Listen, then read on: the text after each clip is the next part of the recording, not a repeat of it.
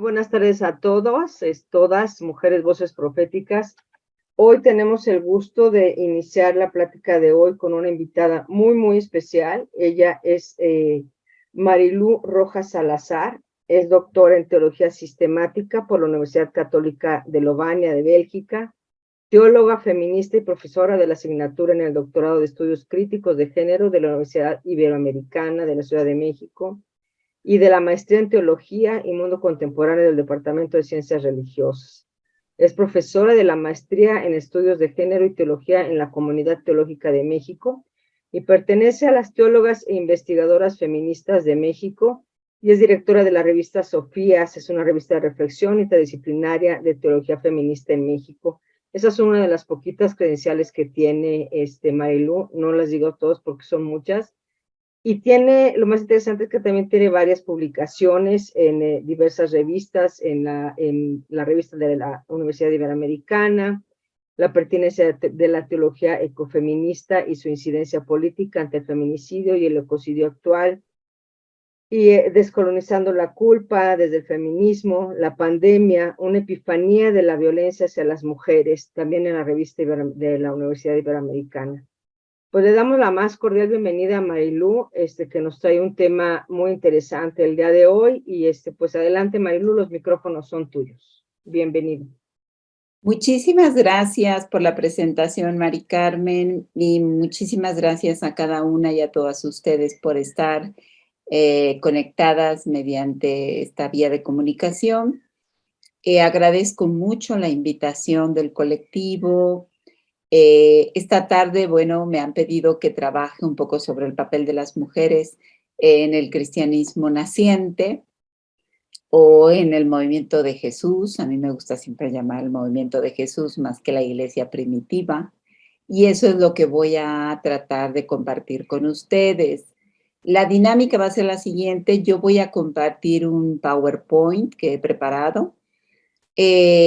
Podemos tener alguna interrupción, o sea, no duden en interrumpirme si necesitan preguntar algo.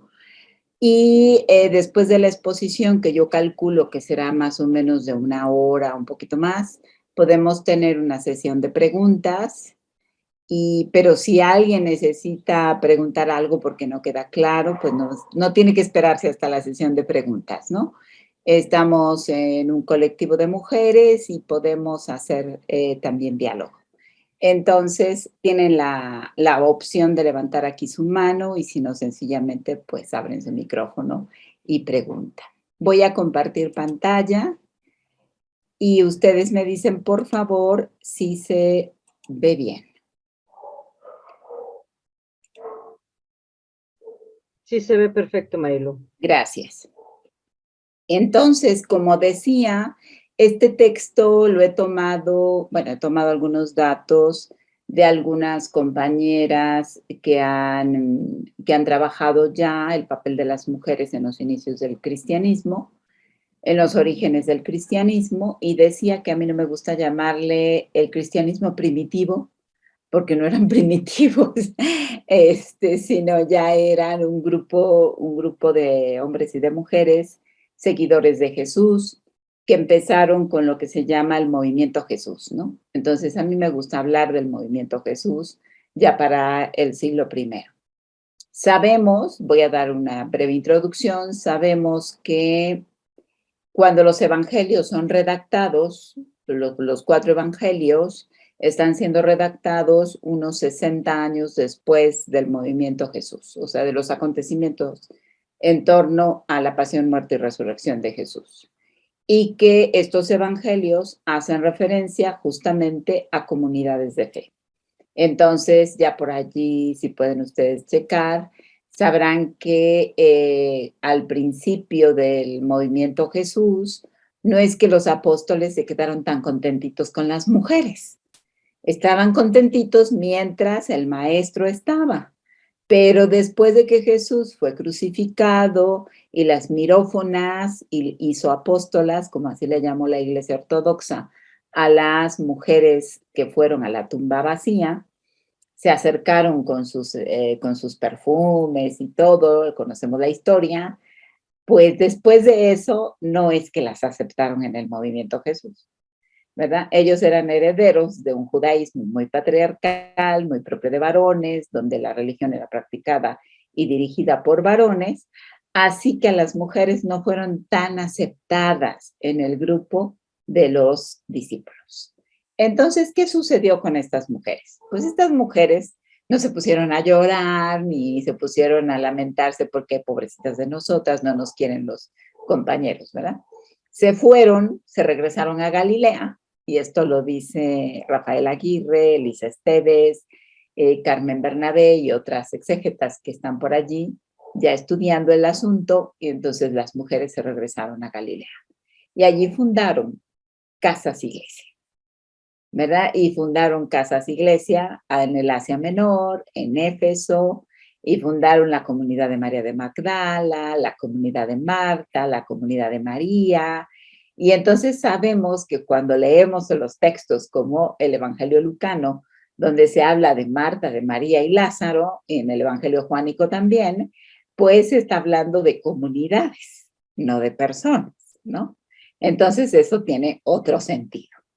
Las mujeres que fueron creando comunidades y no solamente, y no esperaron hasta que Pablo viniera y les dijera, allí en su casa nos podemos reunir, ¿verdad? Sí, Pablo hizo eso en algunas comunidades, el Pablo de las primeras cartas, no el Pablo de las pastorales, porque el Pablo de las pastorales se dijo, pues, que las mujeres se callen en las asambleas y todo ese rollo, ¿verdad? Estoy dando este contexto para entrar a lo que vamos a llamar el movimiento de las mujeres en los orígenes del cristianismo.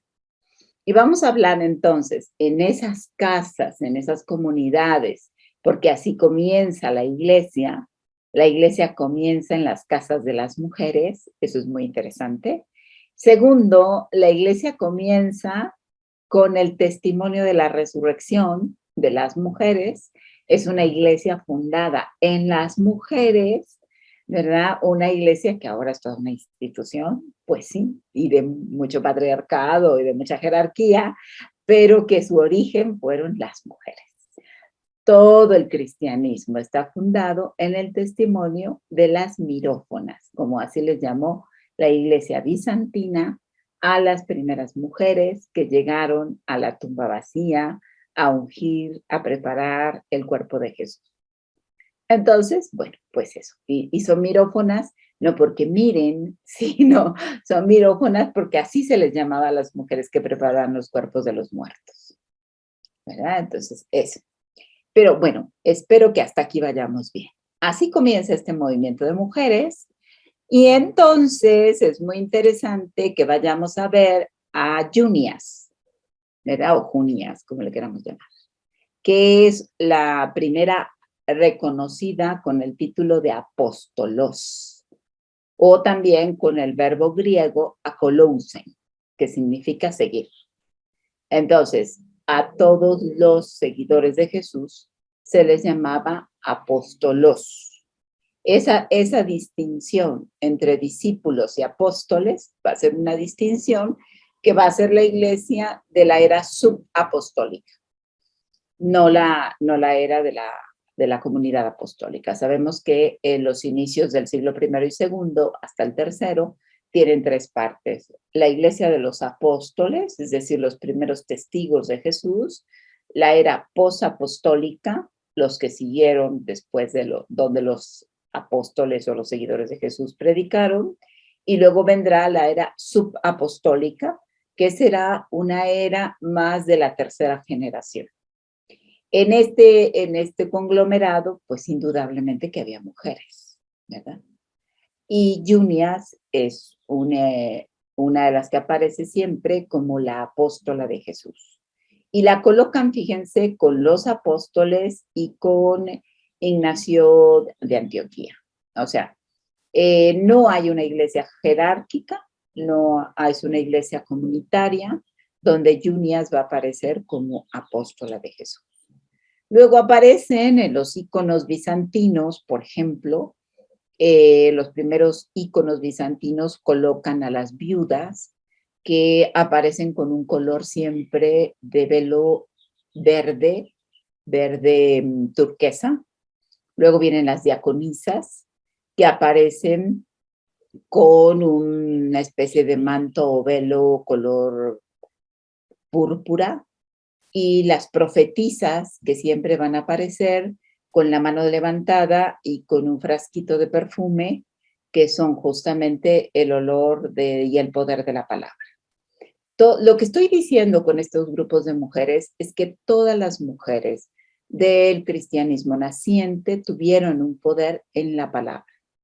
La palabra era el poder de evangelización, de continuar el mensaje de Jesús, de predicación. Entonces, los 3 ministerios, porque ahora vamos a ver que hubo ministerios, de las viudas eran un ministerio, y que el concepto viuda no se refiere al concepto viuda que nosotros hoy pensamos, que necesariamente los maridos se hayan muerto, sino que había gente que se declaraba viuda porque ya no quería vivir con el marido y se iban al cristianismo. O sea, el cristianismo resultó un espacio de autonomía y liberación para las mujeres, como lo vamos a ir viendo en esta presentación.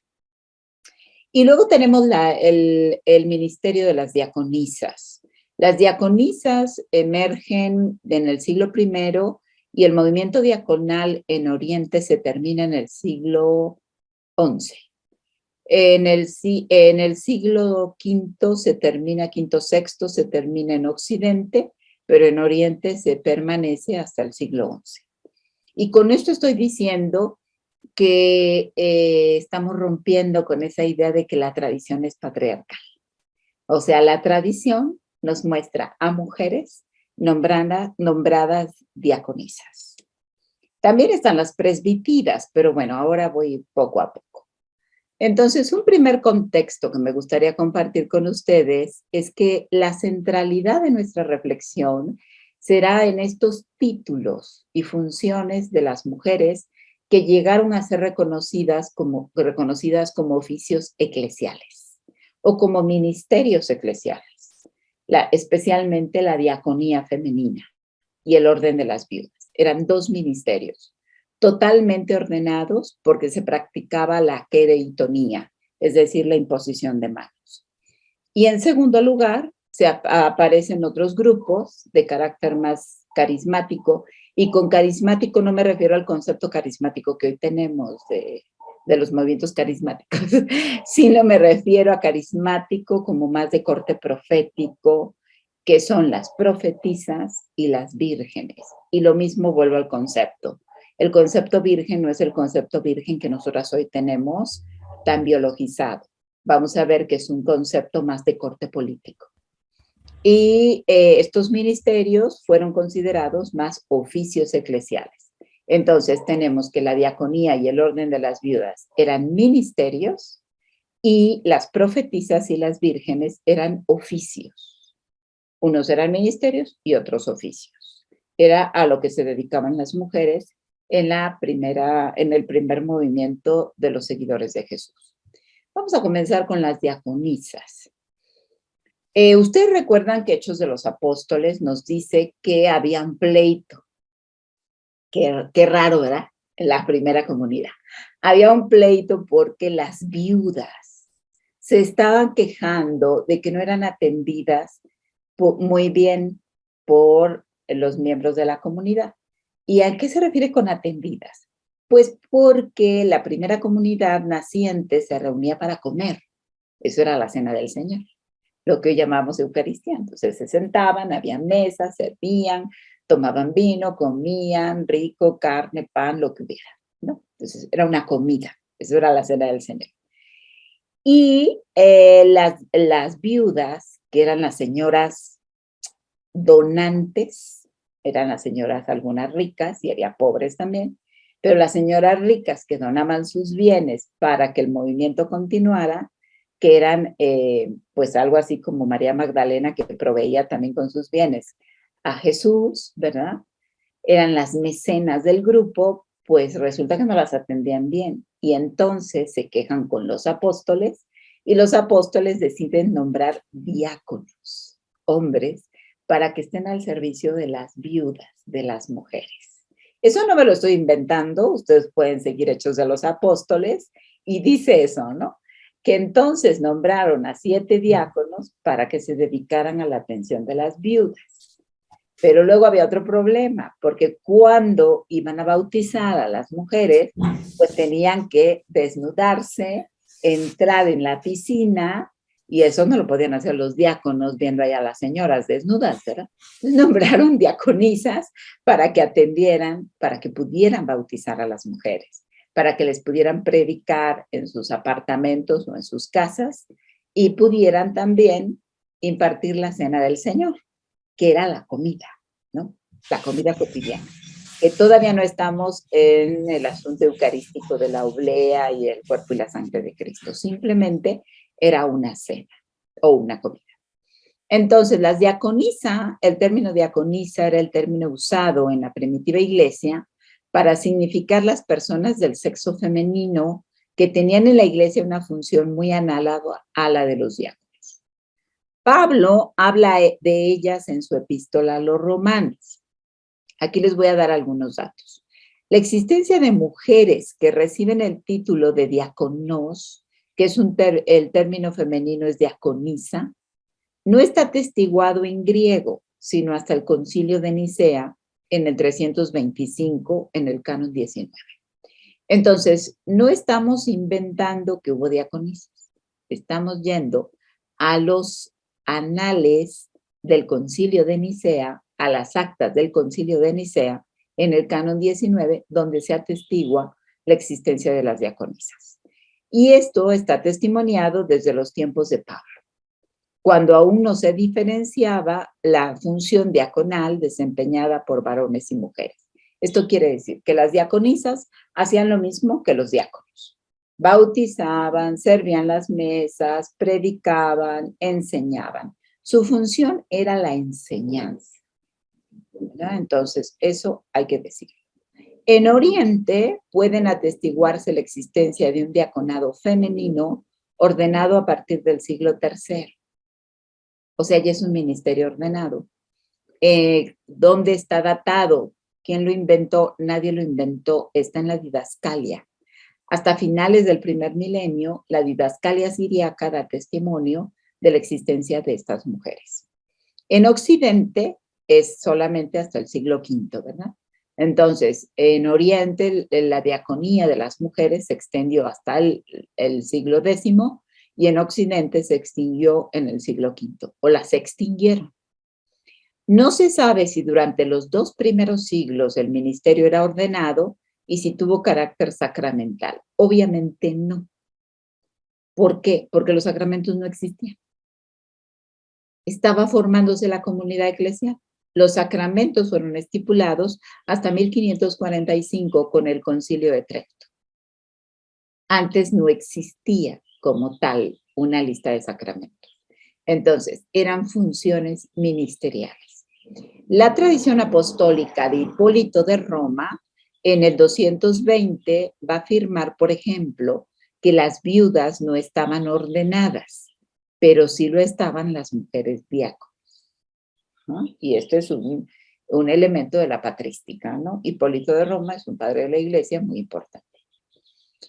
Luego, el rito de ordenación más antiguo de las diaconisas se conserva en las constituciones apostólicas, que es un documento allá del siglo III y IV. En el 380, ya de la era cristiana, aparece este rito de ordenación de las diaconisas. Y se habla, obviamente ya con Pablo, de Febe, una mujer diácono de Cencreas. Pablo le da el título de ministro, o diáconos en masculino y con el artículo en femenino. Por eso hace que se confunda.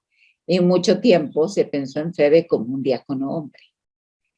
Desempeñaba esta mujer tareas de animación comunitaria, de evangelización, se movía de una ciudad a otra, permanecía en los ámbitos locales, fue un ministerio con un alto reconocimiento en la estructura eclesial de la primitiva comunidad o de la primera comunidad. ¿Verdad? Por ejemplo, aquí tenemos en Carta a los Romanos 16:1-2.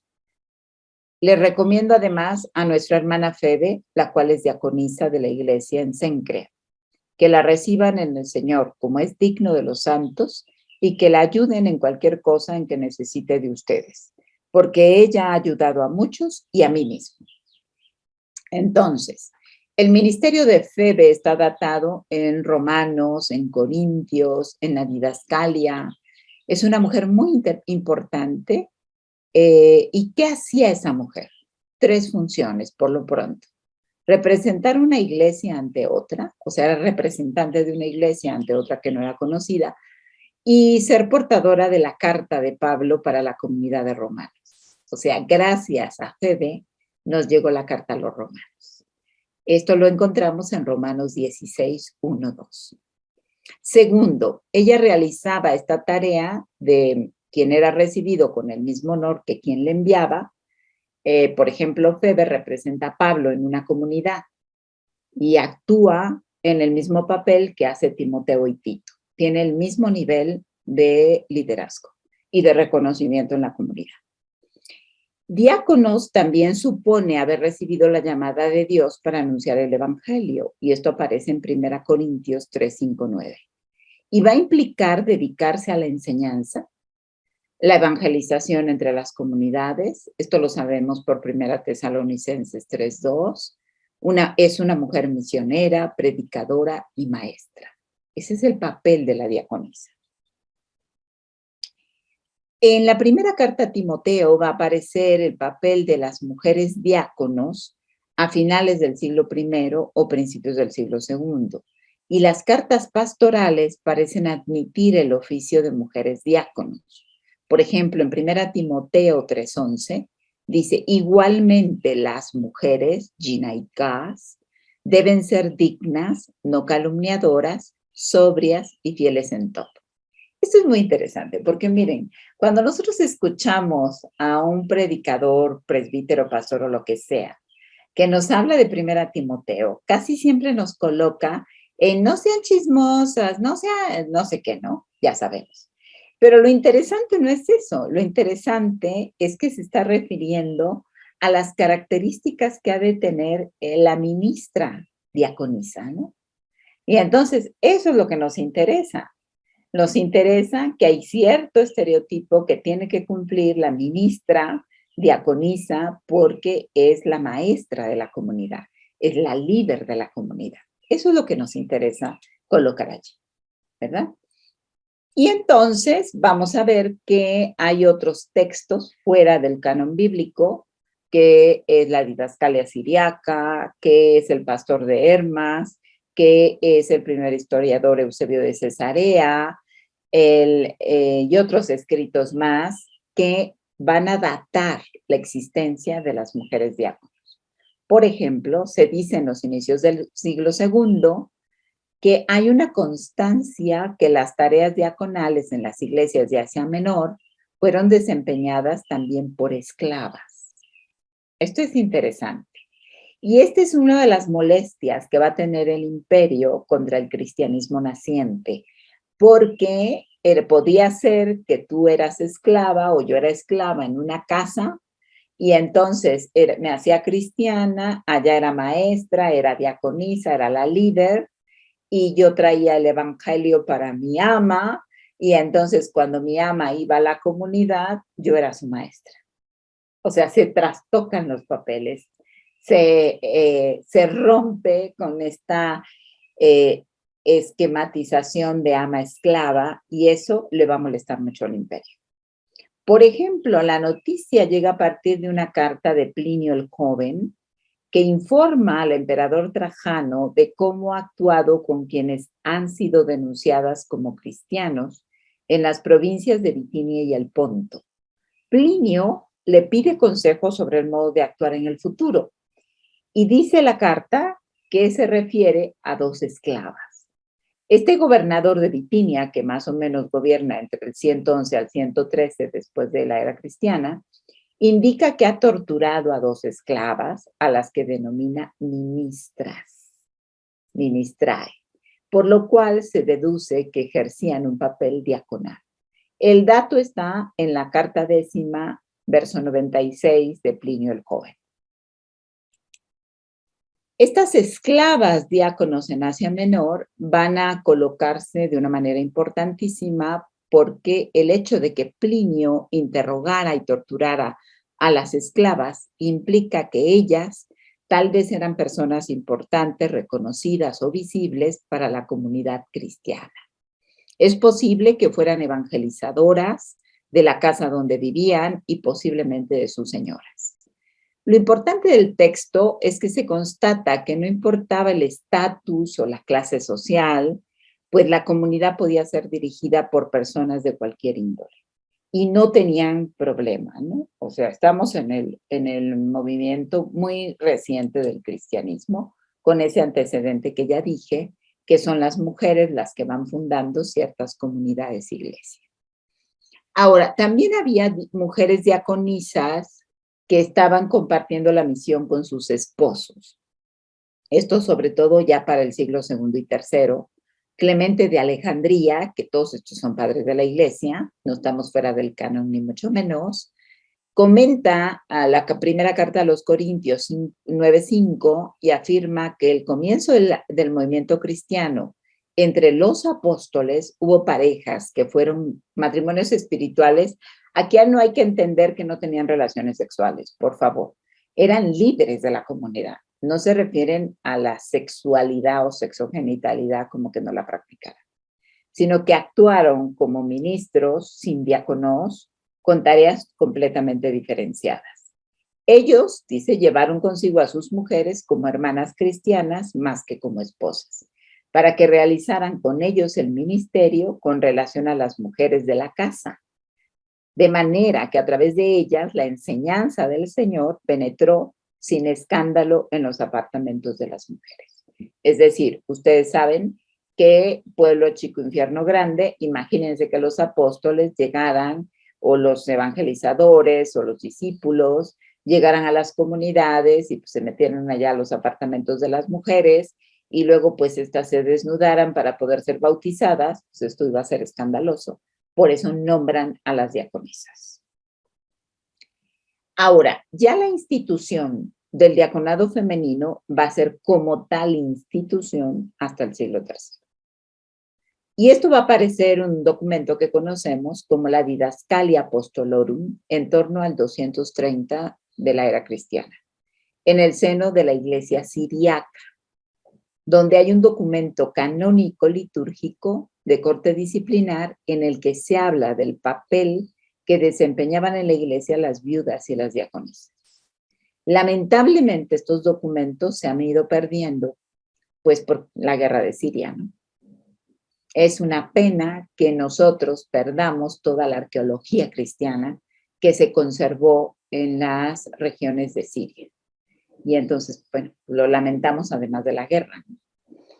Porque en Siria vamos a encontrar un montón de datación de los ministerios de las mujeres. Las diaconisas, a quienes se honra como representantes del Espíritu Santo, o sea, este es un dato interesantísimo, son representantes en paralelo con los varones diáconos con funciones claramente diferenciadas. ¿Dónde se encuentra? Didascalia Apostolorum, tomo 3, capítulo 12, verso 1, ¿verdad? Con esto, queridas compañeras y queridas hermanas, estamos haciendo la tradición de las mujeres. O sea, aquellos que llegan a decir que por tradición las mujeres no podemos ser ministras ordenadas, están en un error histórico. Tienen que ponerse un poquito a leer más, a indagar más, sobre todo en la historia, en la arqueología de los textos bíblicos, leer bien, ¿verdad? Investigar bien, porque no es cierto que no hay una tradición. O sea, si apelamos a la tradición, no es un argumento para que las mujeres no tengamos ministerios hoy, ¿verdad? No hay un argumento, ni siquiera por tradición. Echamos abajo ese argumento por todo esto, porque si los padres de la iglesia, la Didascalia Apostolorum, la Didascalia Siriaca, el pastor de Hermas, Pablo y Hechos de los Apóstoles no son tradición, entonces ¿de qué estamos hablando? Así que, bueno, voy a continuar. Esta institución del diaconado femenino es muy interesante porque aparecen las características de estas mujeres. Primero, deben estar bajo la supervisión de un obispo. Y acuérdense que el episcopo es un líder regional, no es un líder jerárquico en el tiempo del cristianismo naciente, ¿verdad? Por eso se pide que sea casado una sola vez y ya. Pero no es un ejercicio jerárquico de poder. El obispo es simplemente un supervisor regional y están bajo esa supervisión.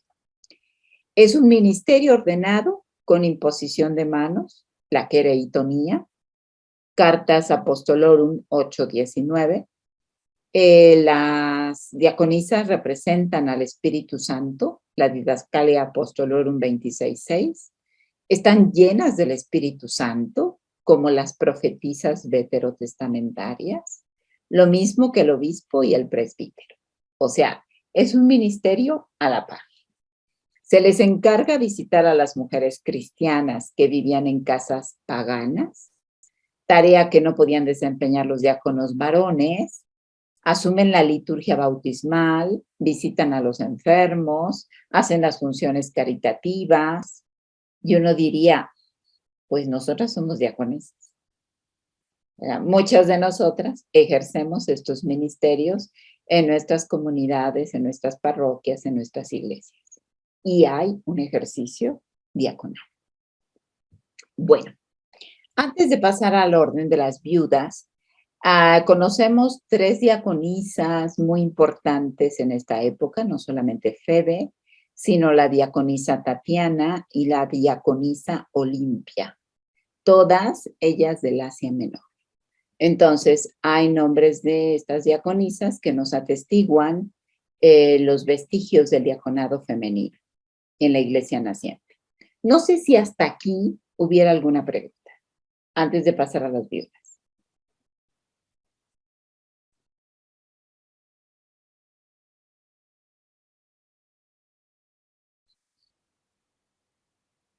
Si quieren levantar su mano o simplemente abrir su micrófono si tienen alguna pregunta. Creo que no, Marilu, si quieres. Creo que no. Bueno, seguimos entonces. Vamos al orden de las viudas. Cuando aquí hablamos de viudas, ya les decía yo, que no son mujeres que el marido se murió, sino simplemente que no había un marido, que se había ido a la guerra, que no sabían si existía, si iba a regresar o no, como muchas mujeres, esposas de migrantes que se van a Estados Unidos y no saben si el marido vive o muere o si ya tiene otra familia, ¿no? Entonces, lo mismo pasaba con ellas. Estas mujeres, pues, vivían dentro del marco del imperio, pero los maridos o se habían ido a la guerra como soldados romanos o como sirvientes o como lo que fuera, o habían huido y tenían otra familia y no sabían dónde estaba, porque además no había teléfono, les quiero recordar, ni medios de comunicación actual. Entonces, si el marido se iba, jamás sabían de él, ¿no? Y simplemente se declaraban viudas, ¿verdad? O estaban hartas de la violencia de los maridos y se declaraban viudas, hacían un voto de viudez. Ahorita vamos a ver eso. Y simplemente decían, soy viuda y ya.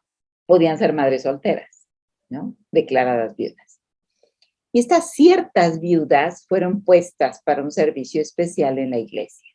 Ya les dije que había 2 tipos de viudas, las ricas y las pobres. Las ricas daban todos sus bienes a la causa de Jesús y entonces pues, eran súper atendidas, ¿no? Y las pobres eran atendidas por las viudas ricas. La tradición apostólica atribuida nuevamente a Hipólito de Roma, como en el 215, dice, cuando una viuda sea nombrada, no será ordenada, sino seleccionada por nombre. O sea que era un nombramiento que se le daba a la comunidad a cierta mujer.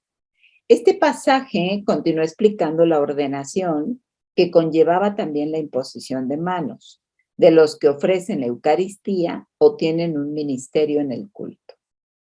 La viuda en la lista, había lista de viudas, eso es súper interesante, será puesta para orar. Esta es la función de todos los cristianos. La didascalia del tercer siglo provee para la instalación de viudas para practicar la oración, la benevolencia, cuidar a los enfermos, pero no para enseñar, porque eso lo hacían las diaconisas, ¿verdad? Entonces, la función de ellas era orar. Entonces, aquí aparece un orden o un ministerio mistagógico, es decir, su función es la de orar. En el orden de la Iglesia Apostólica, ya para el 300, en el capítulo 5, hace distinción entre dos tipos de viudas, unas para orar y otras para servir a las mujeres enfermas o en necesidad. Hay varios tipos de viudas. Hay viudas jóvenes y viudas mayores. Los apóstoles van a distinguir entre que las viudas jóvenes no sean anotadas en la lista de las viudas, porque después se pueden querer volver a casar y está bien. Pero que las viudas mayores sí se anoten en la lista, ¿no? Que haya una lista, un control de las viudas en el tema de la función de oración, de servicio a los enfermos, en fin. Sin embargo, parece que fueron pasando los siglos y se confundieron los ministerios, o sea, las diaconisas no solamente bautizaban y ejercían otros ministerios, también oraban, y las viudas también empezaron a enseñar. De tal manera que se armó un problema en la comunidad de Pablo, porque él nombra ministerios de viudas y las viudas toman tal fuerza y tal poder en su palabra que casi le quitan la chamba a Pablo, ¿eh? Le quitan el trabajo a Pablo, y entonces Pablo se tiene que reautoafirmar, y por eso escribe esa cartita a Timoteo para decir: orden en la sala, señoras, o sea, yo sé que me pagan las cuentas, pero no me aniquilen, ¿no? Si ese es mi trabajo. Entonces, porque realmente tenían un fuerte liderazgo en las comunidades. Vamos a ver. Es un grupo con un cierto reconocimiento en el espacio de los creyentes, porque además son las mecenas del grupo, las viudas ricas. En la primera comunidad de Jerusalén, en Hechos 6:1, habla de las viudas y donde se percibe algunos conflictos por falta de atención a las viudas en la diaconía diaria, que es en la comida comunitaria, que ya expliqué. Ahora, el texto lucano alude a dos tipos, a dos grupos. Las viudas del grupo de los creyentes helenistas, es decir, romanos, griegos, paganos, y las viudas de los hebreos. Y ustedes dirían, ¿por qué? Por el asunto de la comida. Acuérdense que las viudas hebreas se lavan las manos hasta el codo. Separan los alimentos kosher. Es decir, no se mezclan los lácteos con la leche y con la carne. No comen animales que tengan pezuña hendida. Mientras que las viudas paganas, esas se comen lo que sea, ¿no? Y a la hora que sea y no tienen ningún problema. Un poco como nosotras. Entonces, estas que realizaban un trabajo juntas, pues tenían un problema a la hora de los alimentos kosher. Y probablemente por la cultura y con respecto a las comidas, pues había todo un lío. Así que para eso también surgen las diaconisas. Ahora, las funciones de las viudas se centran en atender a las necesidades de los miembros más vulnerables de la comunidad. A ver, no estoy diciendo que hagan un tipo de servicios considerados femeninos. Estoy diciendo que sus bienes, que se cuidaba de atención a los enfermos, del cuidado a los pobres, que no pasaran hambre en las comidas, y como ellas eran las que, algunas de las ricas, que daban sus bienes a los pobres, pues vigilaban que esto fuera realmente para los pobres, ¿no? Esa es la función de las viudas. Hay viudas organizadas en las comunidades de Judea. Ejemplo de ello es Tabitá, en Jope. Es una mujer cuya, ustedes después pueden leer el texto, dice Pablo que llegó por ahí a Jope y entonces había una viuda que le hacía vestidos a las otras viudas. porque eran tan pobres que no tenían para vestirse, entonces hacía vestidos con otras mujeres y les daba los vestidos.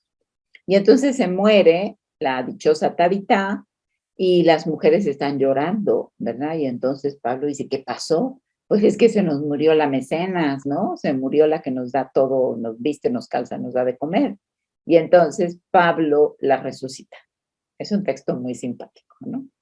Dice, es una mujer cuya milagrosa resurrección actúa como catalizador del impulso misionero de la iglesia de Jope. Y uno podría preguntarse, ¿por qué Hechos coloca esto, no? ¿Por qué Hechos va colocando esta realidad, este punto ahí, si se supone que las mujeres no son tan importantes? Bueno, Hechos lo coloca porque la comunidad de Jope es una comunidad de viudas que tiene mucha fuerza para la primitiva comunidad, ¿no? Para la primera comunidad naciente. Y Tabitá actúa como benefactora con sus propios recursos y no los de la iglesia. Posiblemente era la líder de otras viudas, pues se menciona que hizo vestidos con las otras viudas, eran viudas organizadas y reconocidas en la comunidad. O sea, las viudas tenían un liderazgo súper importante porque tenían un liderazgo no solamente orante, sino económico. En 1 Corintios 7, 8, 39, 40, las viudas en Corinto se dice que han decidido quedarse así. O sea, es impresionante, ¿eh? Han optado por una vida ascética, una vida sobria, sin lujos, pero sin pasar necesidad, ¿no? Entonces, uno se pregunta, ¿por qué estas mujeres decidieron quedarse así, viudas? Fue una opción de vida. Esto nos habla de que el cristianismo va a ser un modelo de vida para las mujeres que les da opciones de quedarse fuera del control de los hombres. Y claro, una mujer que ha tenido una mala vida con un hombre que la ha controlado todo el tiempo, llega al cristianismo y ve esta opción y decide quedarse así, pues fabuloso, ¿no? Porque el cristianismo lo que dio ante la imposición de las dos religiones, la religión romana y la religión judía, donde las mujeres tenían que estar bajo la tutela de un varón, obviamente el cristianismo rompe con ese modelo de vida, ¿no? Y las mujeres encuentran en el cristianismo una manera de ser libres, de estar sin el control de los varones. Entonces, esta viudez, de alguna manera, es vivida como una vida autónoma. Ejerce un cierto tipo de liderazgo comunitario, cuentan con una autoridad espiritual, o sea, su reconocimiento de autoridad es espiritual. El de las diaconisas es de la enseñanza, pero el de ellas tiene una espiritualidad profunda, son respetadas por su práctica y su reconocimiento espiritual. Y Pablo tiene que autoafirmarse como quien posee el Espíritu Santo, como para contrarrestar el liderazgo de las viudas. Porque como ya les dije, era tal el liderazgo que a Pablo ya no lo necesitaban, sobre todo en Corinto. Y de ahí surge el texto de que se cubran con velos, que se callen en las asambleas. ¿Por qué? Porque estas hablaban con toda la autoridad y a veces ni dejaban hablar al Pablo, ¿no? Y entonces Pablo dijo, no, espérense, calma, voy a poner orden aquí porque al rato estas me quitan el trabajo, ¿no? Ahora, el inicio del orden de las viudas, ya después del tiempo de Pablo, y el primer vestigio lo tenemos en las cartas pastorales de Pablo, en concreto en 1 Timoteo 3, 5, 3, 15, es un oficio reconocido por la iglesia, o sea, por la comunidad, y con funciones que les son propias. Existe ya desde la primera mitad del siglo segundo y se extiende al siglo tercero, cuarto, quinto, sexto, y el texto dice que la viuda que sea inscrita en el catálogo de las viudas no tenga menos de 60 años, que haya estado casada una sola vez. El orden de las viudas va a tener una gran importancia en la iglesia de los 3 primeros siglos. ¿Por qué? Porque en esta iglesia de los 3 primeros siglos es el sustento económico para el cristianismo naciente. O sea, quienes sostuvieron económicamente a la comunidad de creyentes fueron las mujeres. Estamos hablando de un sustento económico y de un sustento espiritual. Y de un sustento de prestigio para el resto del cristianismo. Ahora, las cartas pastorales tienen que responder a ciertas problemáticas. Primero, el tratamiento de las viudas, la lucha contra los opositores y el establecimiento de una clara organización eclesial para salir al paso de los peligros, el deseo de acomodarse lo más posible al orden establecido en el mundo helenístico romano para no ser objeto de críticas y que el movimiento cristiano sea socialmente aceptado. O sea, no podían dar escándalo de que los apóstoles o los discípulos o los cristianos hombres se metieran en los apartamentos de las mujeres, tenían que dar un testimonio, establecerse de acuerdo al mundo heleno, y las viudas del mundo heleno también tenían un liderazgo muy interesante, que hicieron cristianas y esto le daba un cierto prestigio al cristianismo naciente. Entonces las viudas no solamente daban economía, oración, sino prestigio. Los criterios de admisión al orden de las viudas, por si alguien se anima todavía, miren, no tener menos de 60 años, 1 Timoteo 5:9, prohibición de inscribir a las viudas jóvenes, por lo que ya les expliqué, que pudieran querer volverse a casar y entonces iba a ser un escándalo, por eso no les permitían. Se dice que se han admitido, y tal como vemos en la iglesia de Antioquía, de Tertuliano, a las jóvenes. Entonces, cada episcopado, a ver, aquí no hay papado en esta época. Hay 6 patriarcados.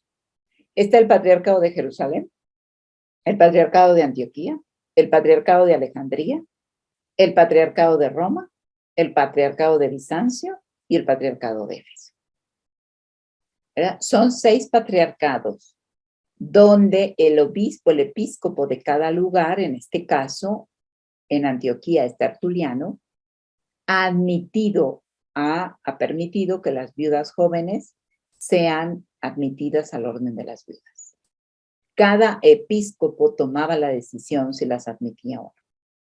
Esto es muy interesante porque entonces no estamos hablando de un sistema jerárquico eclesial, insisto, estamos hablando de una colegialidad episcopal, donde todos los patriarcados son, por eso se llaman los padres de la iglesia, Ignacio de Antioquía, Cirilo de Alejandría, Tertuliano, ¿verdad? Pertenecen a estos distintos patriarcados. Y entonces ellos van hablando de cómo les va con las viudas, con las vírgenes, con las diaconisas. Y ahí está la tradición en la patrística cristiana, ¿no? Probablemente se pide un compromiso de celibato, ya que se descarta a las viudas jóvenes porque podrían querer casarse de nuevo, ya lo dije. Y si lo hacen, incurren en condenación, hay que entender condenación en el contexto, ¿no? Por haber faltado a su compromiso anterior. Y esto lo dice la carta a Timoteo. En ese sentido, hay que entender la carta a Timoteo, la carta a Filemón, la carta a Corintios, todos estos textos que hablan justamente de los llamados códigos domésticos. Son códigos domésticos porque hay iglesias domésticas, porque hay un orden de las viudas que está apareciendo allí. Y el inicio, ya voy a terminar esto de las viudas, al igual que los obispos, las viudas tienen que haber practicado la hospitalidad. O sea, ¿cómo podemos distinguir una diaconisa de una viuda? Que la diaconisa es para enseñar, la viuda es para orar y haber practicado la hospitalidad. Son quienes reciben a las personas en la comunidad. Se les pide haber educado bien a sus hijos, socorrido a los atribulados y haberse ejercitado en toda clase de buenas obras. Sherá o viuda es un término ambiguo y no equivale a nuestro vocablo de viuda. Lo más apropiado es una mujer que vive sin un marido. Cualquier mujer que viva sin un marido es considerada viuda y que puede elegir la vida de continencia aunque haya tenido un marido.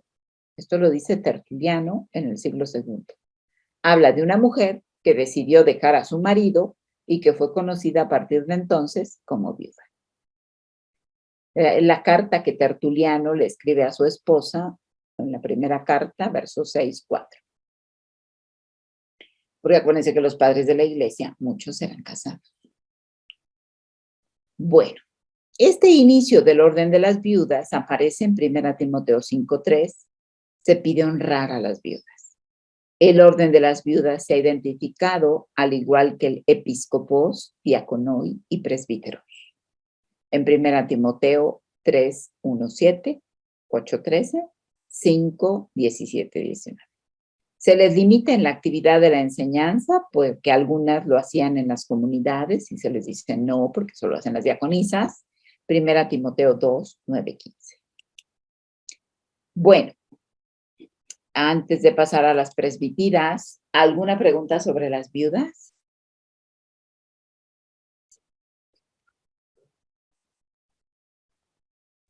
Me quedó una duda, perdón. Sí. Adelante. Gracias. De Tabita, que Pablo, murió ella y hubo resurrección. No sé cómo entenderlo. Gracias. Sí, gracias por tu pregunta. Es lo mismo que el texto de Marta, María y Lázaro.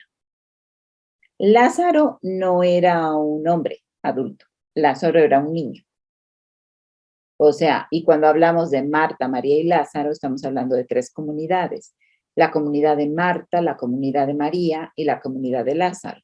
Cuando se dice que Lázaro muere, está hablándose de una comunidad que estaba corrompida y estaba muerta en la fe. Entonces, cuando se dice que la resucitan, ¿verdad? Pues se resucitan a la comunidad. Nuevamente el evangelio, el mensaje de Jesús, vuelven a despertar la fe en esa comunidad.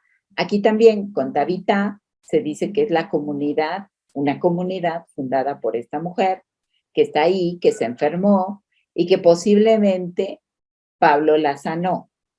Sanó a la comunidad o sanó a la persona o la resucitó porque era una comunidad que estaba muriendo.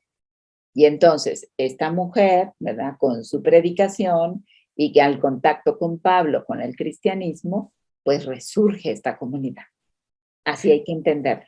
No, a ver, la categoría resurrección no la entendemos aquí como sacar un cuerpo de la tumba, ¿no? Tampoco el de Jesús. Eso ya otro día, si quieren, se los explico, pero no es así sacar al cuerpo de la tumba, ¿no? La manera como lo narran los evangelios siempre va a ser como una manera así que uno está, parece que viendo, ¿no? Que está sacando el cuerpo, pero no es así. De suyo, por ejemplo, en la resurrección de Jesús no hay cuerpo. Las mujeres no encontraron el cuerpo. Nosotros ahora en México, las teólogas mexicanas, estamos recuperando la tumba vacía para despertar la fe de las mujeres que están buscando entre las tumbas clandestinas los cuerpos de sus hijos desaparecidos. Para decir, no hay cuerpo, pero hay esperanza. No hay cuerpo, pero hay memoria. No hay cuerpo, pero no se olvida. Y eso es la semilla de la resurrección. Entonces, no necesariamente hay un cuerpo como las mujeres que van a la tumba vacía, es una tumba clandestina, a buscar un cuerpo. Y esas mujeres del inicio del cristianismo, como las madres de desaparecidos hoy, van a buscar a las tumbas clandestinas con la esperanza de encontrar restos. Hay 2 maneras de buscar, en vida o en muerte. Y esa es la esperanza de la resurrección. Entonces, así hay que leer esta resurrección de Tabita, una comunidad de mujeres fundada por una mujer que posiblemente estaba con problemas también de fe. Y hay que entender el concepto de resurrección así, de esa manera. No sé si respondí a tu pregunta. Gracias, sí, muy claro. Ya el padre Manuel Villalobos nos ha hablado de eso y ahorita como que no lo recordé, pero muchas gracias. Gracias a ti. ¿Y cuántos años tenía Lázaro? no sé, podría ser un jovencito entre 12 y 13 años. ¿Y cómo sabemos que era un joven? Por el nombramiento que se hace en el texto. Marta, María y Lázaro. Entonces era un pequeño joven, ¿no? No era un hombre adulto. No sé si hay otra pregunta.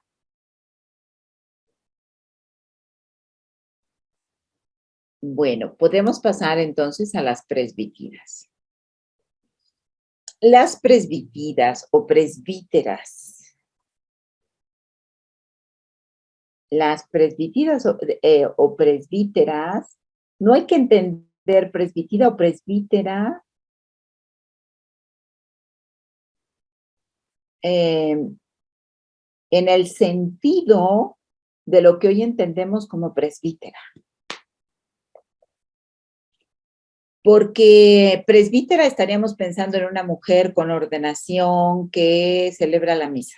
No, es una anciana. Y anciana es una mujer. A ver, en el judaísmo bíblico, una mujer que tiene más de 18 años es anciana. Porque el estándar de vida de las mujeres era hasta los 20, 22 años. Una mujer que tenía más de 20 años y no había tenido hijos era considerada estéril y anciana. Así hay que entender también cuando se habla de Isabel, cuando se habla de Ana, de las mujeres, estas mujeres bíblicas que tenían 20 años y eran consideradas ancianas. Sí, Giselle. Perdón que interrumpa, Marilu, pero entonces me queda ahí la duda, que lo iba a preguntar hace un rato, pero me abstuve, porque esa es la idea que uno siempre tiene, ¿verdad? Que la vida o el promedio de vida de las personas no es como el que conocemos nosotras hoy, ¿verdad? La gente moría de 30, 40 años, ¿verdad? Era como el promedio máximo. Entonces, como uno de los requisitos era tener 60 años. Exacto, muy buena pregunta. Entonces, uno de los requisitos era haber entrado en una mayoría de edad para considerada así 60 años, porque el 6 es un número simbólico en la Biblia, el 7 es un número simbólico, acuérdate, las mujeres nunca vamos a tener 70 años en la Biblia, porque seríamos perfectas. Entonces, para nosotras, 60 años, porque somos imperfectas. ¿Verdad? 6, el número 6 es imperfección. Entonces, que no tenga más de 60, que no tenga más de una edad, ¿no? Cierta edad. Por las maneras de contar y la simbología. Acuérdate, Jesús solamente es el que perdona 70 veces 7, es el único perfecto. Pero las mujeres nunca vamos a tener 60, 70 años. 40 años en el desierto, ¿no? Entonces uno dice, wow, no, si un desierto que se cruza en 6 días, o sea, 40 años en el desierto no es posible, ¿no? Son los números simbólicos que se manejan ahí. O sea, no es una edad exacta. Es genial, genial, sí, muchas gracias. La simbología bíblica. ¿Algo más? ¿Por allí alguna otra pregunta? Me parece que hay una en el chat, déjenme mirar. Ah, sí, claro, imperfectas y endemoniadas, según el varón. Y Lucas nos hacía el favor de ponernos enfermas, imperfectas, endemoniadas, pecadoras y prostitutas. Y uno decía, gracias, Lucas, ¿no? Qué barbaridad, qué lindo eres, Lucas. No, lo que Lucas está haciendo, y eso lo tenemos que interpretar de esa manera, es que Lucas está cuestionando un sistema patriarcal judío que enferma a las mujeres. Y si hay sistemas patriarcales que nos enferman, ¿eh? Y les comento entre paréntesis, yo conocí a una abuela indígena que decía, los hombres enferman a las mujeres, querida, ¿verdad?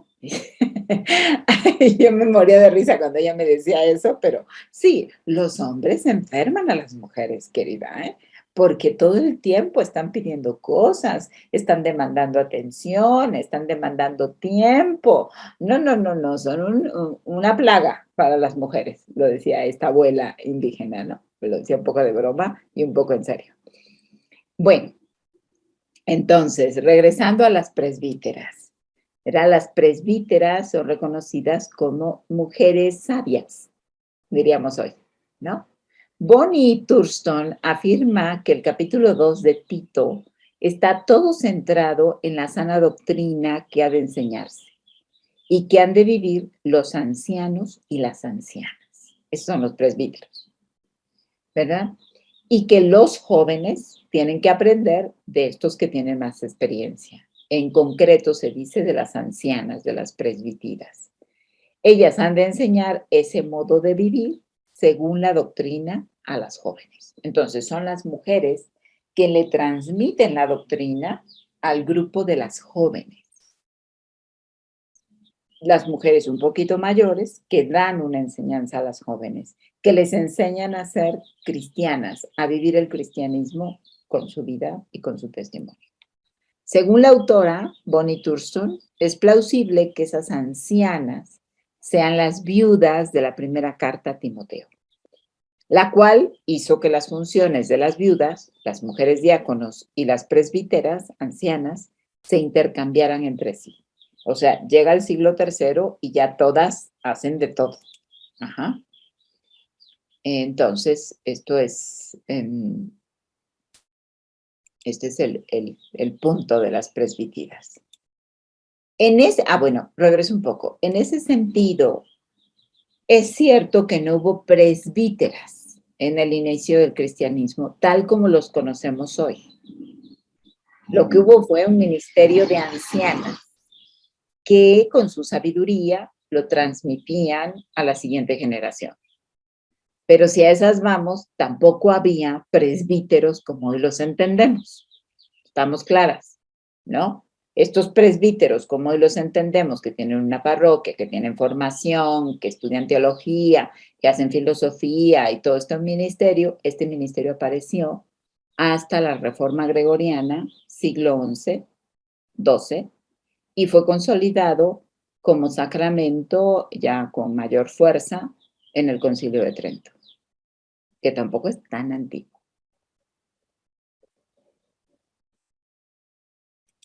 Bueno, ahora sí vamos a las vírgenes. Estas son las más subversivas de todas. Las vírgenes. Porque imagínense ustedes que en el cristianismo naciente, pues están los judíos que acostumbran a comprometer a las chicas a la primera menstruación, a los 12 años. 11, 12 años, se compromete a la chica el matrimonio y pues no se le compromete con un chico necesariamente. A veces se le comprometía con un hombre mayor. Matrimonios infantiles. Eso pasaba también en el Imperio Romano. ¿Cómo surge el matrimonio? Y esto es muy interesante, esto lo digo entre paréntesis solamente, porque el matrimonio no surge en la Iglesia Católica. Eso hay que quitarnos esa idea. El matrimonio no surge en las religiones, no es un acto religioso. El matrimonio surge en los pactos y alianzas de las tribus. Es un recurso económico. Para que mi tierra, mis ganados, mis vacas y mis borregos no se vayan a la otra familia, pues entonces alguien de la familia, acaso a mi hija con él o con ella, y entonces ya se junta el dinerito. Es un asunto de dinero. Quiero tu tierra porque tiene agua para mis vacas que necesitan tomar agua y entonces juntamos las tierras a través de un matrimonio. ¿Era por amor el matrimonio? No, por favor, quitémonos eso de la cabeza. Eso viene hasta el siglo XVII, XVIII con el romanticismo francés. Pero el matrimonio no era por amor, era por interés económico. Y ustedes vean la serie de los Borgia y vean otras series que aparece así y es lo más normal. Claro, nosotras con nuestros lentes de la modernidad vemos eso y decimos, pero qué barbaridad, qué cosa tan desastrosa. Era así. Eliana, adelante. Sí, y creo que el mejor ejemplo de que todo era por una cuestión económica, por llevarse bien, se ve con Salomón, ¿no? Exacto. Que tiene su harem de 450 concubinas. Otro día, si quieren, hablamos del harem, porque es muy interesante lo que es el harem. ¿Verdad? El harem no son mujeres sexosas esperando tener sexo con el rey o el jeque. El harem es la familia extendida de Salomón. Y era un recurso muy habitual en Oriente. Y era un recurso para proteger a las mujeres. Y ustedes dirían, ¿qué? Sí, pero eso ya lo vemos otro día.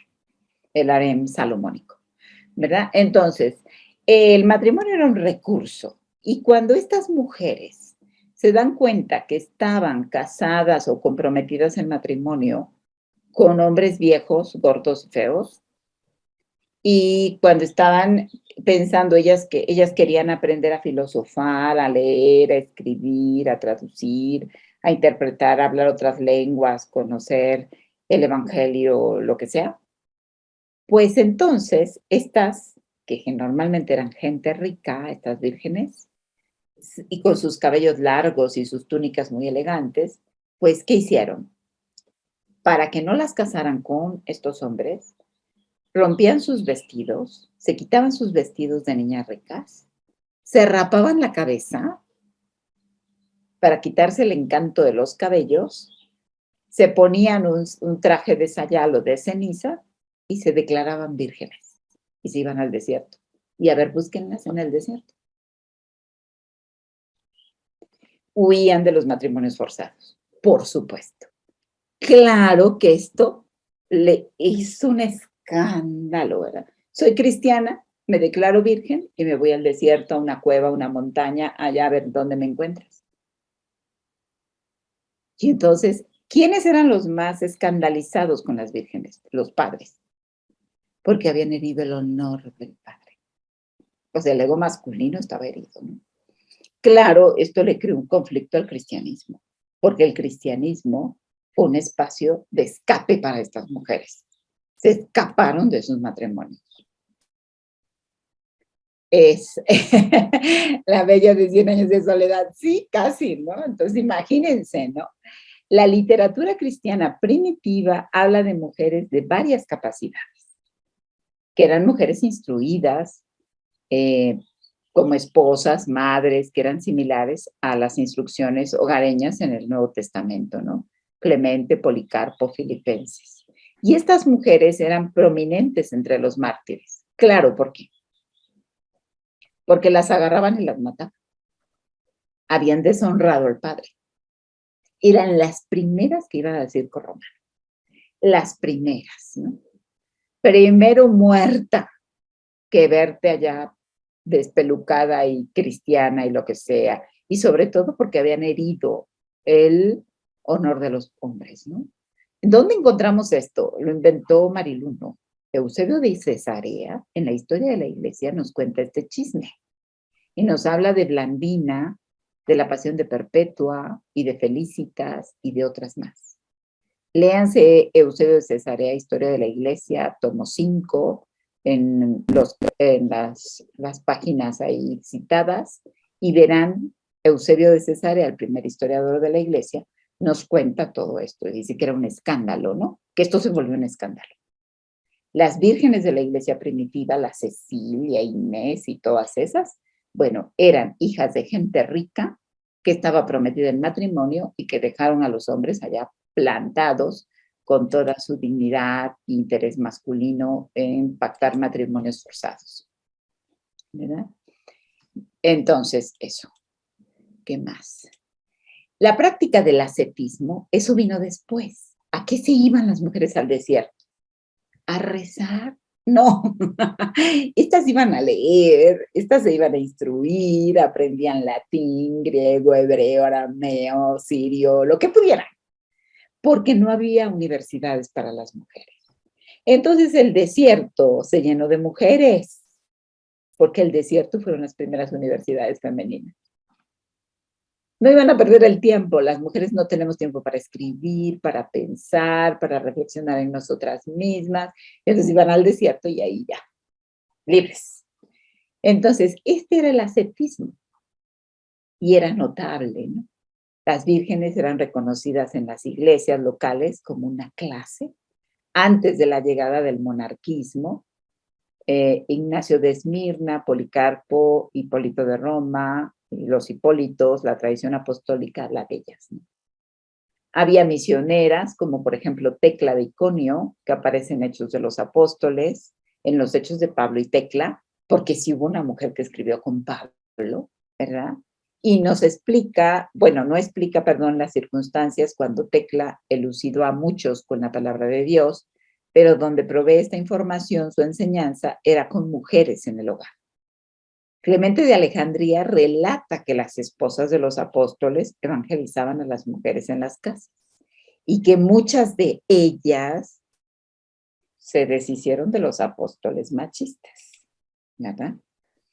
Y eran peligrosas, claro, Giselle, eran peligrosas porque entonces, pues fue como un nido de avispas, ¿no? O sea, imagínate esa miel de poder ser una mujer libre, dedicarte a estudiar, a leer, a escribir, a traducir. Hubo traductoras.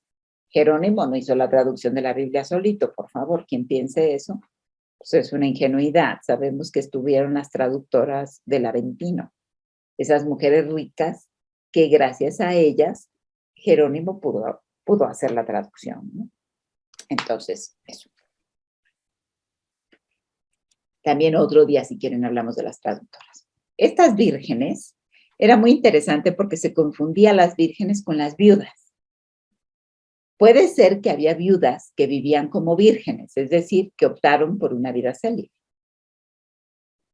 Esto se convierte en un espacio de liberación de las mujeres comprometidas a matrimonios forzados, una vida de libertad e itinerancia, sin limitaciones por parte de hombre alguno, y este modo de vida era un problema político para el imperio. Y se volvió un problema económico, porque los hombres que ya habían hecho sus pactos económicos, pues perdieron mucha plata. Para la cultura helena y romana y judía, era un insulto de las mujeres a estos hombres. Por eso a las primeras que mandaron a matar, para que a ver si entendían las demás, pues fueron a las vírgenes, ¿no? Y pues no entendieron las mujeres, prefirieron la muerte a estar con un señor que no quería. Bueno, o a matrimonios forzados. ¿No había hombres ricos entre los primeros cristianos? Sí, claro, de repente había unos. Esto le pasó a mi madre, la casaron por interés con un hombre indígena, de tierras muy productivas, pero mi mamá se le escapó al señor indígena y por ese motivo mi abuela la desheredó. Claro, eso existe hasta el día de hoy. Yo siempre digo, si hubiésemos conocido, si nosotras hubiésemos estado en ese desierto de universidad, claro que más de una de las que estamos aquí hubiéramos preferido el desierto, ¿no? Vámonos, ¿qué estamos haciendo aquí, verdad? Lavando platos, cocinando, atendiendo niños, gruñendo con el marido, o sea, podríamos haber sido eso, ¿no? Entonces, por supuesto, porque las mujeres necesitamos nuestros espacios para pensar, para estudiar, para reflexionar, para encontrarnos con nosotras mismas, ¿no? Y por eso el desierto se llenó de mujeres. Luego fueron los hombres, también. Bueno, no sé si sobre las vírgenes hay alguna pregunta, sino ya para irnos con las profetisas.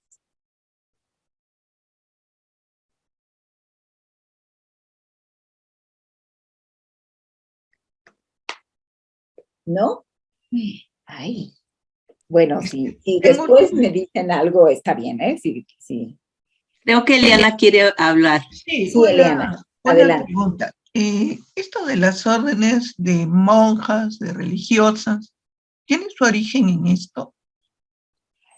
Su origen inspiracional, pero aquí todavía no hay monacato como tal. Ah, ya. El monacato comienza con la regla de San Benito para el siglo VI. Ajá, entonces ahí es cuando empiezan a establecerse ya. ¿Y por qué se empiezan a juntar? Porque no vivían juntas. Se empiezan a juntar para protegerse de los salteadores, de los bandidos, inclusive de las milicias romanas que iban luego al desierto a querer traerse a las chicas mandadas por los padres, ¿no? O sea, estas milicias eran mandadas por la gente rica a buscar a su hija y regresarla, ¿no?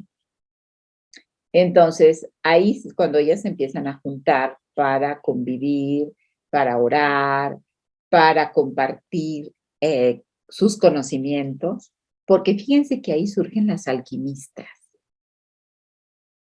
¿verdad? Eso es interesante. ¿Quiénes eran las alquimistas? Paréntesis. Las alquimistas eran mujeres que mezclaban plantas. Las alquimistas, había alquimistas hombres y alquimistas mujeres. Los alquimistas hombres, que eran los filósofos y los sabios, todos estos de la época, tenían 3 intereses.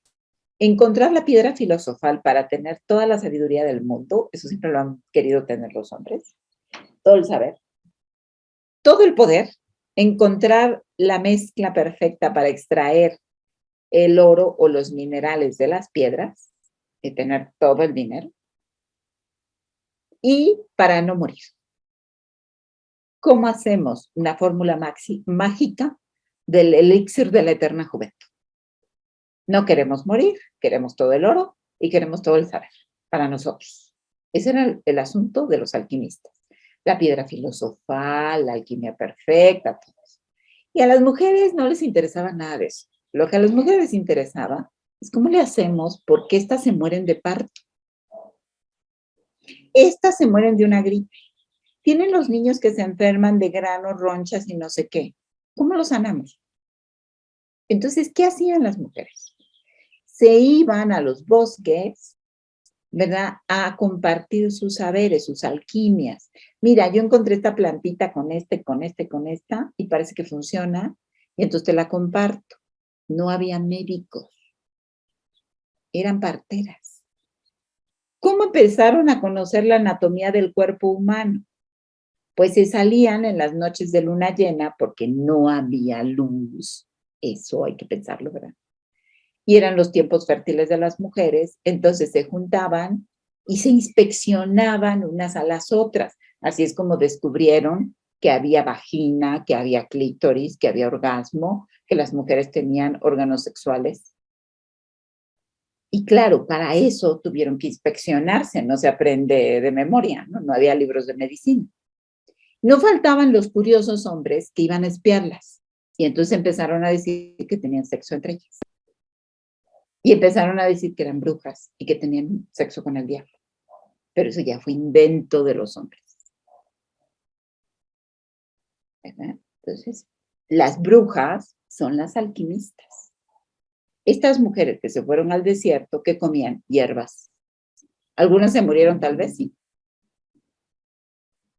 Empezaron a tener sus granjitas de animales, de gallinas, de vacas, de becerros, de borregos para poder vivir. Porque las mujeres nunca nos hemos muerto de hambre, porque no tengamos un hombre al lado. Nunca, yo no conozco una mujer que se haya muerto de hambre porque no tenía un hombre al lado. Hace lo que sea, pero come.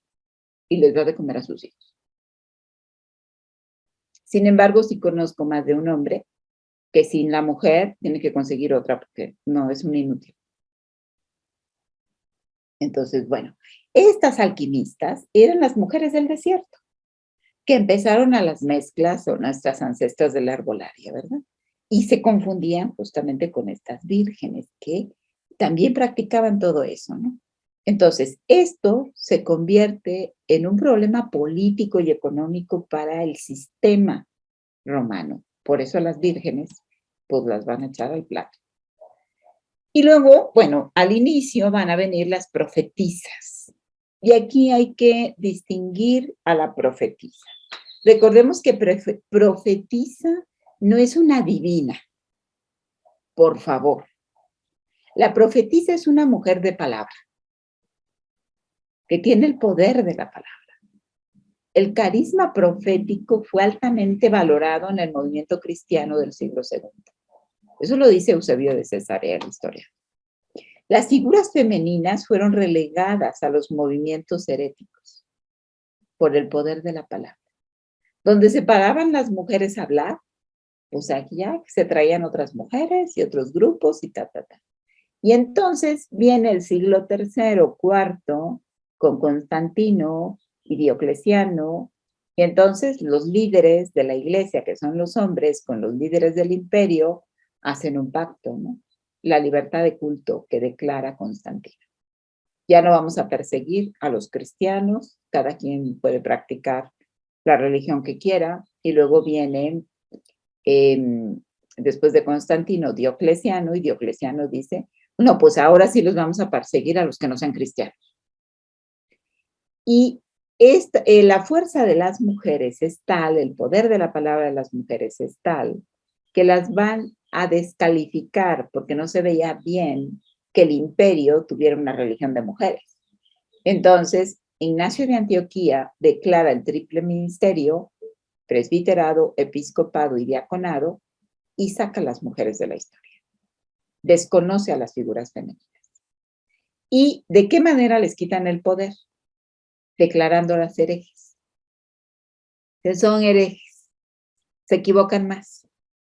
Y bueno, yo les podría dar una lista de padres de la iglesia que dijeron unas cuantas herejías maravillosas y no fueron a la hoguera, ni fueron declarados herejes. En el mundo grecorromano, como en el cristiano, vamos a ver que la castidad y la profecía estuvieron siempre vinculadas. ¿Por qué? Porque la profecía era un arte de predicación y requería toda una fuerza corporal, una energía corporal, sexual y erótica. Y cuando me refiero a erótica, me refiero a la capacidad de salir de uno mismo para darse a los demás. No me refiero solamente a la fuerza sexogenital. También, pero no solo a esa. Y entonces a estas mujeres las fueron descalificando. Vamos a ver que en Hechos de los Apóstoles aparecen las 4 hijas de Felipe. Son profetisas ligadas a un lugar concreto, no son itinerantes, estas no son como las diaconisas ni como las viudas. Se cree que solo una de estas hijas de Felipe no estuvo casada, de acuerdo a Eusebio de Cesarea, el historiador. Lucas no les da importancia, pero sí las menciona.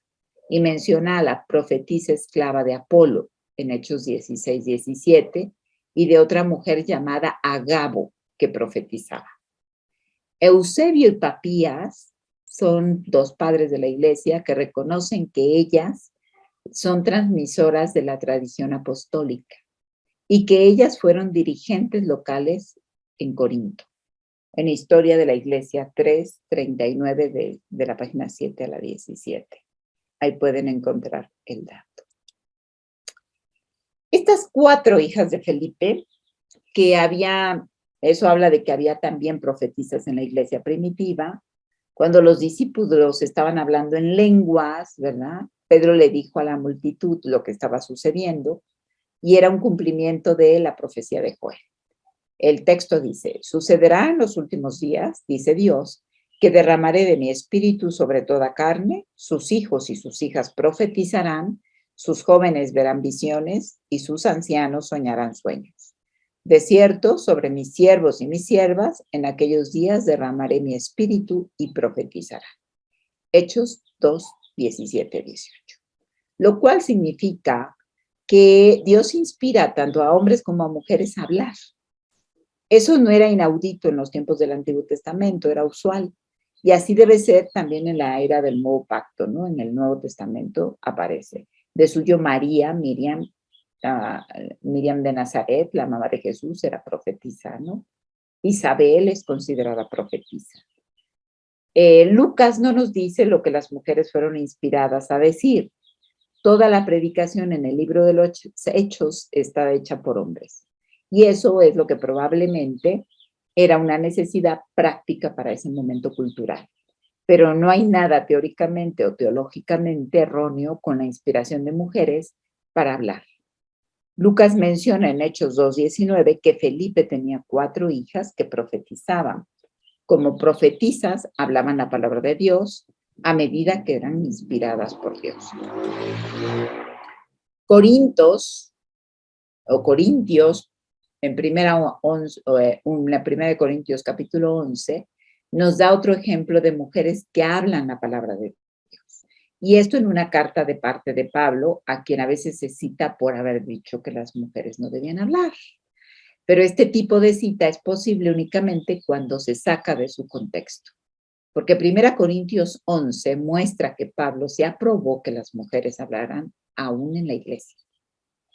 Hay muchos detalles en el capítulo de Corintios que no podemos explorar ahora, pero podemos tomar en cuenta algunas cosas acerca de la mujer. Pablo escribe: todo hombre que ora o profetiza con la cabeza cubierta, afrenta su cabeza.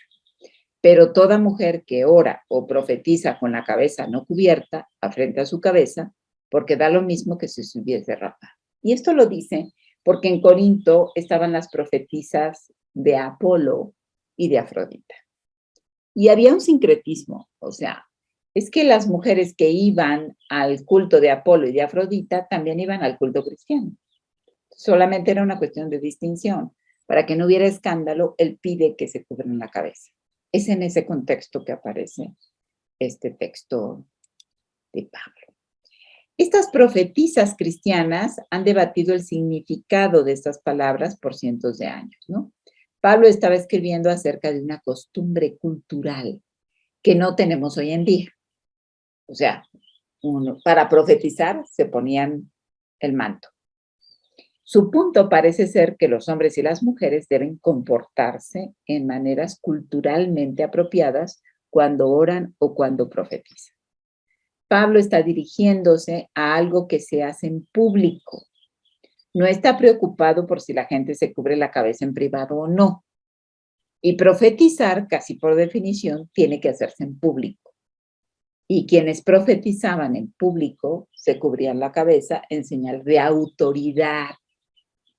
¿Verdad?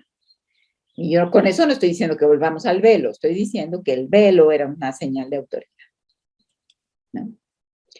Ya voy a ir terminando. En el capítulo 14 de Corintios, habla con mayores detalles acerca de profetizar, y es algo que se hace en la iglesia, en los servicios de adoración. Parece claro que en el capítulo 11, Pablo está hablando acerca de las mujeres orando y profetizando en la iglesia. ¿Qué quiere decir Pablo cuando habla de profetizar? En el capítulo 12, él incluye la profecía como un don espiritual. En el 14 dice: el que profetiza habla a los hombres para edificación, exhortación y consolación. El que habla en una lengua se edifica a sí mismo, mientras el que profetiza edifica a la iglesia. La profecía, entonces, es la habilidad que Dios le da a las personas para fortalecer, animar, confortar, edificar a otros. Esa es la profecía. No hablar en lenguas. Porque hay quien confunde eso, ¿no? Pablo deseaba que todos en la iglesia pudieran hacer esto: confortar, consolar, exhortar y edificar. Es un don valioso para fortalecer a la iglesia en general. Se hace en la iglesia para el bien de la iglesia. El versículo 24 dice que la profecía es algo que puede convencer a personas del pecado y puede llevar a alguien a la fe en Cristo. Cuando Pablo habla acerca de mujeres que profetizan, él se refiere a mujeres que animan, confortan, edifican y fortalecen a la iglesia. Se refiere a mujeres que están hablando en la iglesia para ayudarle a la iglesia a crecer, para ayudar a las creyentes a llegar a ser mejores siervos de Dios. Pablo o la comunidad paulina intentan controlar el movimiento por la fuerte autoridad que adquirieron las mujeres. El montanismo, luego que va a ser valorado como un movimiento herético, el montanismo valoró el movimiento de las profetisas altamente, pero al ser declarado un movimiento herético, ellas fueron desprestigiadas y censuradas. ¿Quiénes fueron llevadas a la muerte? Maximila, Prisca, Perpetua y Quintila, que son las profetisas de ese momento.